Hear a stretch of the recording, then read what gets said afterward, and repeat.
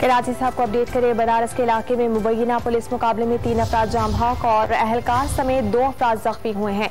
मजीद तफसीलात जानते हैं डॉन न्यूज के नुमाइंदे आसिम खान से। आसिम बताएगा कि जाम बहक अफराद से मुतालिक क्या मालूम हुआ है।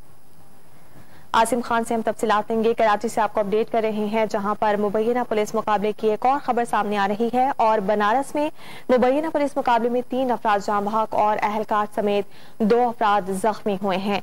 आगाह कर रहे हैं आपको खबर से मुतालिक। कराची में बनारस में मुबैना पुलिस मुकाबले में 3 अहलकार आपको बताएं जख्मी हुए हैं, जबकि 3 अफराद जाम बहक इस वाक़े के नतीजे में बताए जा रहे हैं।